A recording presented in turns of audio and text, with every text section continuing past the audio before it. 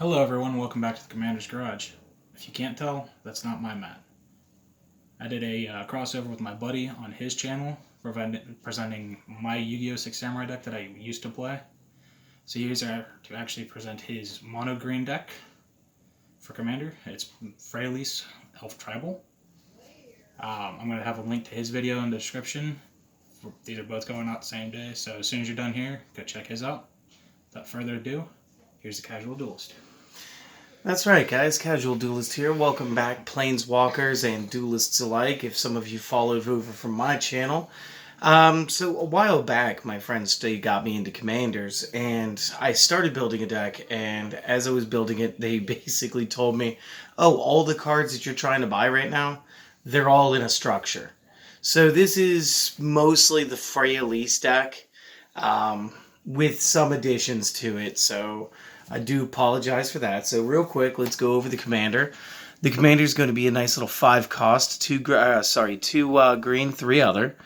Starts on Devotion 3 with a +2 Devotion. We get to go ahead and spawn Elf Druids that when they tap, create mana for us that helps us going to ramp. On a -2 loyalty, we're going to go ahead and destroy target artifact or enchantment, which is just amazing in Commanders.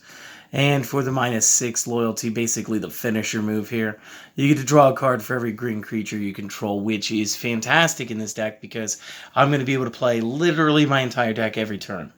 Well, not every turn, but most of the time. And this is part of the series of Planeswalkers that were allowed to actually be commanders. So very cool, very cool. Freyalise is my elf commander. Now, I'm going to change this up a little bit because honestly, 100 cards is a lot to go over. So just real quick, I play 30 basic lands, and they're all forests. So there's a third of my deck, guys. Going over to the non-basic, I know, right? I think I'm going to do my mono colors this way. Whoa! All Nice right. one. Sorry about that. I'm a little too happy. Moving over to the non-basic lands, I am running the single Crystal Vein because, again, you tap, create the colorless mana, tap, sack, and then you add 2 colorless to mana pool. It's just a great way for when you need to buff to your other spells. Evolving Wilds, again, I'm not too sure why I play this in Terramorphic Expanse outside of deck thinning. Really, you just tap them and then sack them, and then you play a basic land into the battlefield already tapped. I do run the Gargoyle Castle, again, tap, add 1 colorless. For a 5 of anything and tap, we can sack the castle to put a 3/4 colorless gargoyle flyer into play. And again, this is good because I don't really play too many flyers, and sometimes you just got to block flyers because they're definitely a thing. We do run Ghost Quarter, again, tap, add 1 colorless, or tap, sack, destroy target land. Its controller may search their library for a basic land, put it into play, and of course, they shuffle their library after that. Sometimes this is handy because, again, we can destroy non-basic land and get it replaced with basic land. So if they have something fun that they might use to sucker punch you, sucker punch the sucker punch, my friends. Great for getting rid of Mesa Ith.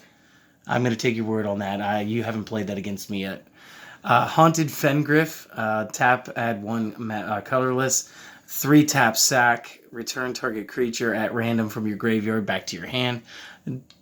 Kind of a dicey little bit of regen, but it's alright. Havenwood Battlefield comes into play tapped. Tap, add green to the mana pool. Tap, sack, add 2 green. Again, sometimes you need that little push. Jungle Basin enters tapped. When it enters the battlefield, sacrifice it unless you bounce an untapped forest back to your hand. And when you do tap this for mana, create colorless +1 green. So you'll get 2 out of it. Myriad Landscape enters field tapped. Tap, add 1 colorless to mana pool for 2 tap, sack. Search library for up to 2 basic land that share a land type. Put them into the battlefield, tap, shuffle. Again, this is just going to help you try to ramp your land. That's all fine. Orin Riff, the Vastwood, enters, again, tapped. When you tap this, add green to mana pool, or tap, place 1/1 counter on each green creature that enters the battlefield this turn. And again, once you guys see the elf spawning engine, I think you guys are going to kind of understand why that's so great. We do have the Slippery Karst. It does enter play tapped. Tap, add 1 green to mana pool, or cycling for 2 mana. We discard this card and draw another card. So it's kind of a cheeky little draw. Or you could, of course, just play it as land. I already said this when I went over the Evolving Wilds. Yeah, almost called it Evolving Winds. Oh, let's not bring that back. Yeah, kind of an inside joke there, guys. None of us know how to read. It's great. Tranquil Thicket enters play tapped. Add 1 green mana to the mana pool, or on green, we can cycle this one for 1. Now, that was 12 non-basic lands to go with my 30 forests for 42 land altogether so far. So again, that's a good chunk of my deck. I do run 1 Planeswalker that isn't my commander, and I'm using the Nisa Ravane from like when she first came out. Starts on 2 Devotion, cast on 4. First +1 is search library for a card named Nisa's Chosen and put it into the battlefield. Not going to happen. Don't run it. The +1 I do use is gain 2 life for every elf I control, because guess what, guys? Gonna have a lot of them. Might as well get that health. And for -7, her finisher, search your library for any number of elf creature cards and put them onto the battlefield, shuffling your library afterward. My friends never let me resolve this. So we basically use this as another well-wisher in the deck to just go ahead and ramp our hit points up. That's a kill on sight card. Yeah, I know. Real quick, I got, 9 artifacts for you guys. We use the standard assault suit. So equipped creature gets 2/2 haste. Can't attack me or a planeswalker I control and can't be sacrificed. At the beginning of each opponent's upkeep, you can have that player gain control of the equipped creature until the end of the turn, and if you do, untap it. Cast on 4, equip on 3, good card. Emerald Medallion, kind of basic, just makes my green spells cast on 1 less, casts on 2 itself, very good for this deck. Lore Seeker Stone, cast on 6 for 3 and a tap. I can draw 3 cards, activate this. This ability costs 1 generic more to activate for each card already in your hand. And again, mana costs mean nothing to my deck because we just ramp our mana producers so well. Moss Diamond on 2. Enters battlefield tapped, and of course is a mana producer itself. It gives you 1 green every turn. Predator Flagship on 5. For 2, target creature gains flying until the end of the turn. Or for 5 tap, I can destroy target creature with flying. Because again, I can't really block flying, so the next best thing is to just smite the flyers. It works. We do have a Seer's Sundial here. Cast on 4 has a landfall ability, so when land enters play under my control, I get to do an effect. In this case, I pay 2 generic to draw 1 card. Again, it's just building up my hand size. Skull Clamp. I think everybody in the Magic world knows Skull Clamp by now. Cast on 1, equip on 1. Equipped creature gets a +1/-1 for power and toughness. So generally, you want to put it on somebody weak, watch them die, get the next effect. When the equipped creature dies, draw 2 cards. Very simple. Soul Ring, a commander-specific card. Cast on 1, tap, add 2 generic to mana pool. And one of my favorite cards from the original Mirrodin is the Tower of Fortunes. Of course, I've got a foil because why wouldn't I? This guy casts on 4, and for 8 and tap, I get to draw 4 cards. Easy. Easy draw in this deck. So again, that was 9 artifacts to the build. I do run 2 enchantments. And I think they both came with the deck because, again, this was where they were saving me some money. I got the Beastmaster Ascension on 3. Whenever a creature you control attacks, you may place a quest counter on this. As long as this has 7 or more quest counters on it, all my creatures get 5/5 additional, which is terrible for you as my opponent. And Wolf Caller's Howl on 4. At the beginning of my upkeep, put X 2/2 green wolf tokens onto the battlefield, where X is the number of opponents with 4 or more cards in hand. And my friends, they love to play big table Magic, and I'm talking 4 or 5 fellers all sitting around drinking some soda pops and basically being mean to me when I show up, which is fantastic. I love them. They do it well, and it's very fun. And that card gets better the more opponents that you're playing against. Over to my sorceries, and I have 11 of these for you guys. First one is the Collective Unconscious, cast on 6. Draw a card for every creature you control. This is easy draws for me. I do run the Desert Twister.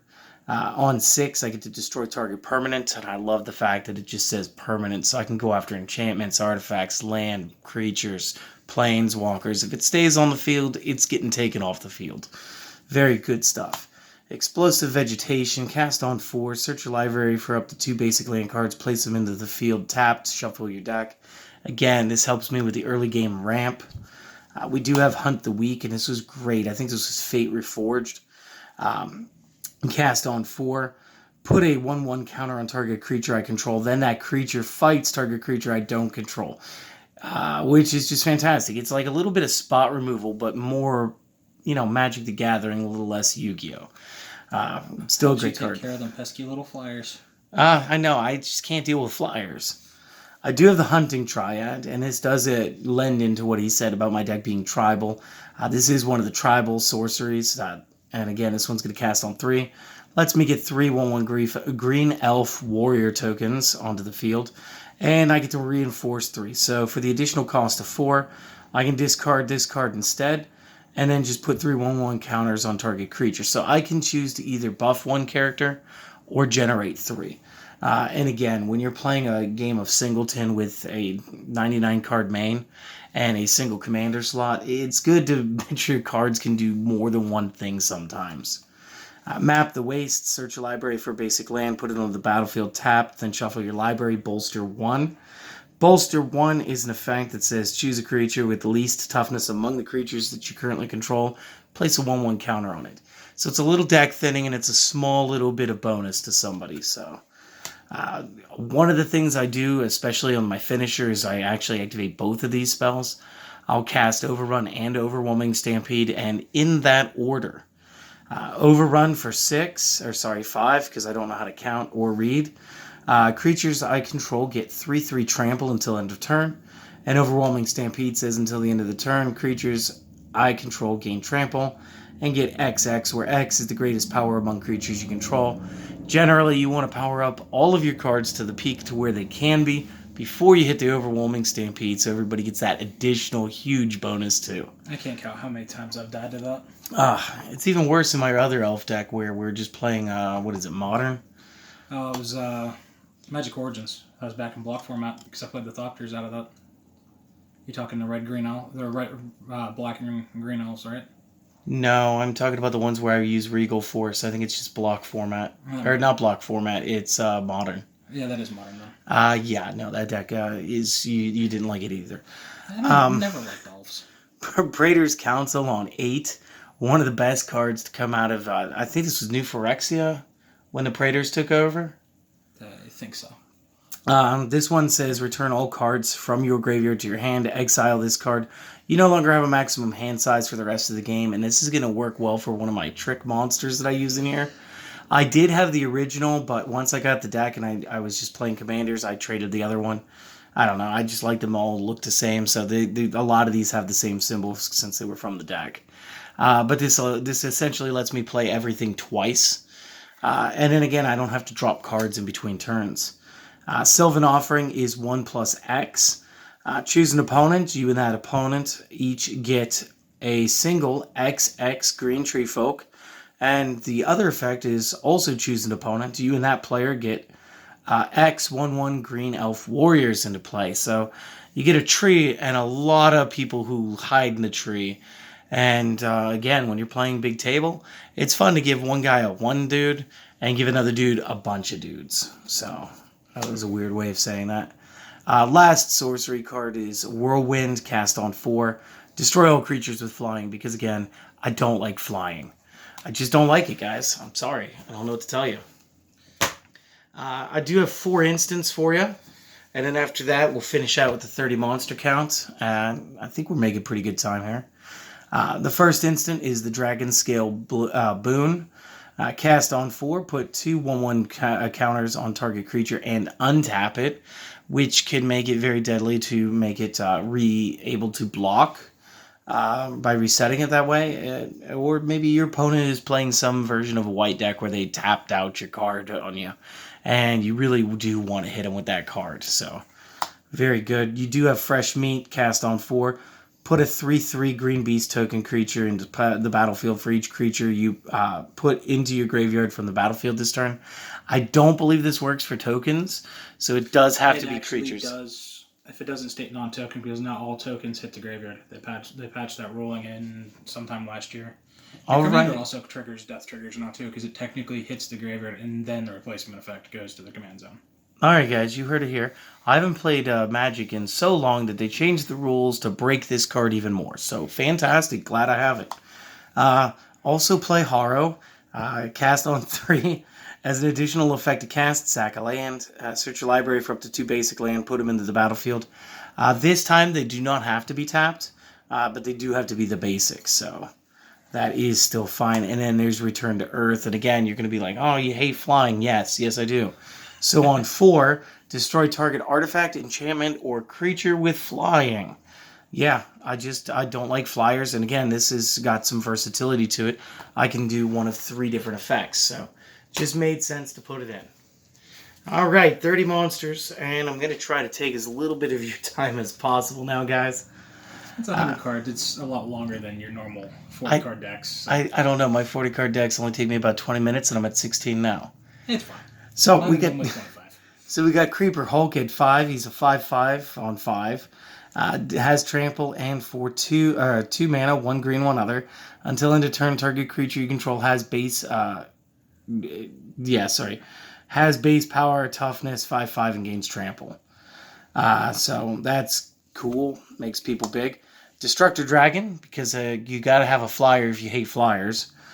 This 4/4 casts on 6, has flying. When it dies, destroy target non-creature permanent, which is fine. This will help me get rid of artifacts, enchantments, and lands. We do have the Elvish Archdruid. This is one of my main dudes. This 2/2 cast on 3. Other elf creatures that you control get an additional 1/1 static bonus. And when you tap this character, you get to add 1 green mana to your mana pool for each elf card or token that you control. So the more elves you have, the more mana this guy produces, and the more people he makes tougher. Awesome. Elvish Mystic. This and Land of War Elf are essentially what Freylease is going to be making for you the entire time. In the fact that they're going to be Elf Druid token creatures that create mana. So this is a 1/1/1 that taps to create 1. Awesome. Essence Warden is another 1/1/1. Whenever another creature enters the battlefield, gain 1 life. Doesn't say on whose side. So as long as you play it and it doesn't die, every time somebody plays any creature, you gain life. Awesome. We got Azuri, the Renegade Leader. This guy's from the first Mirrodin block, I believe. For 1, you can regenerate another target elf. And on 5 mana, he does the effect of Overrun. So everybody gets 3/3 trample. And it doesn't say once per turn. That's a big thing in Yu-Gi-Oh! I don't see it too much in Magic. If you've got the mana to pay, you can play the effect. So I can essentially drop 5 of those before I do the Overwhelming Stampede. Kind of cool, not really necessary. He'll agree that it's not necessary. It really isn't. We got the Farhaven Elf. This 1/1 casts on 3. When it enters the battlefield, search your deck for a basic land and put it into the battlefield tapped. Helps the basic ramp. We do have the Immaculate Magistrate, 2/2 on 4. Tap, put a 1/1 counter on target creature for every elf that you control.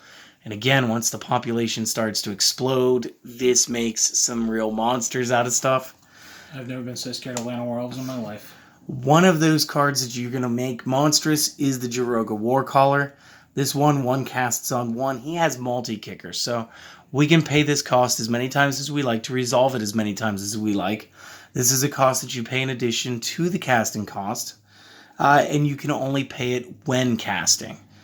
So for an additional 2 mana, for every time it was kicked, when this enters the battlefield, give it a 1/1 counter. And then other elf creatures you control get 1/1 static for every 1/1 counter on the Warcaller. And then again, with the Immaculate Magistrate, let's say you have 10 elves and you kicked that 5 times. Everybody's up 5/5 until you kick this, and then that's 10 elves. And then he gets another 10 counters. Now everybody's up 15/15. Fantastic. We do have the Imperious Perfect, which is another good card for this. Other elf creatures that you control get an additional 1/1 static. Additionally, for 1 mana and a tap, you can create a 1/1 green elf warrior token every turn. This really helps you bolster the field real quick. We do play Lifeblood Hydra. It is 3 then X. Trample. Enters the battlefield with X 1/1 counters on it, and when it dies, gain life and draw cards equal to the power. This is another wonderful target for the Immaculate Magistrate, just to go ahead make this thing super huge. And then if they do manage to take it off the field, and again, you're going to make it like an Avengers level threat, they're going to come after him, you're going to get a decent amount of life and some draw cards out of that. So not really a loss. There's the Land of War again, 1/1 for 1 that taps for 1. The Lisalan Huntmaster. This is a 3/3 on 4. Whenever you cast an elf spell, you may put a 1/1 green elf warrior creature token onto the battlefield. Again, the earlier that you get this done, the better. This will help you compound the interest on your opponents. We do run the Masked Admirers. This is a 3/2 on 4. When Masked Admirers enters the battlefield, you draw a card. Whenever you cast a creature spell, you may additionally pay another 2 green mana. If you do, you can return this from the graveyard back to the hand. This is a very good bit of recursion. And I don't know, they look silly, so they're cool. My sneak card that I love using with that Praetor Council is Masammaru First to Live, and this guy came from the Saviors of Kamigawa. He casts on 6, and he is double asterisk. So his power and toughness are equal to your hand size times 2. So whatever the cards are in your hand times 2. So again, I've picked up like 15 cards or more, and then put this guy up to like 30, and then used Immaculate Magistrate just to make my friends mad. And it works.